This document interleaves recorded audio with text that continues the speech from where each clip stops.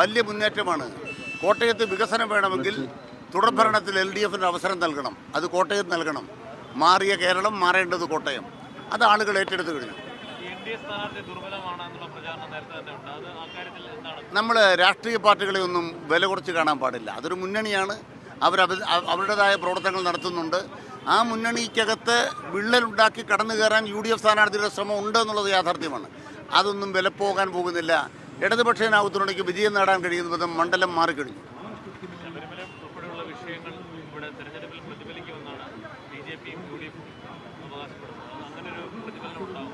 UDFകാർ ആ പാട്ട് നിർത്തിയല്ലോ. ആ പാരടിപ്പാട്ടുകാരിപ്പോൾ കാണുന്നില്ലല്ലോ. പിന്നെ എന്ത് പ്രതിഫലനമാണ്? പാരടിപ്പാട്ട് എന്തുകൊണ്ട് വരുന്നില്ല? അതുകൊണ്ട് കാരണം ഇതൊന്നും അല്ല വിഷയം. വികസനമാണ് ഈ തെരഞ്ഞെടുപ്പിലെ വിഷയം. ഒറ്റ വിഷയമുള്ളൂ, വികസനം. അത് അവതരിപ്പിച്ചു കഴിഞ്ഞു. ഞങ്ങൾ പറയുന്നത് LDF വികസന പ്ലാൻ അവതരിപ്പിച്ചു. UDFൻ്റെ 15 കൊല്ലത്തെ ജനപ്രതിനിധിക്ക് ചെയ്ത കാര്യങ്ങളെക്കുറിച്ച് പറയാനില്ല. നാളെ ചെയ്യാൻ ഉദ്ദേശിക്കുന്ന കാര്യങ്ങൾ പറയാനില്ല. ഇത് ജനങ്ങൾ കാണുന്നുണ്ട്.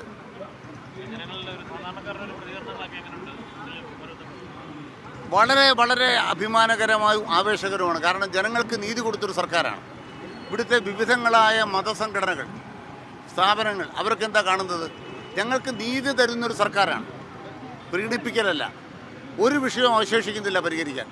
സാധ്യമായതിനപ്പുറം ചെയ്ത ഗവൺമെൻറ്. ഇതാണ് കാണുന്നത്.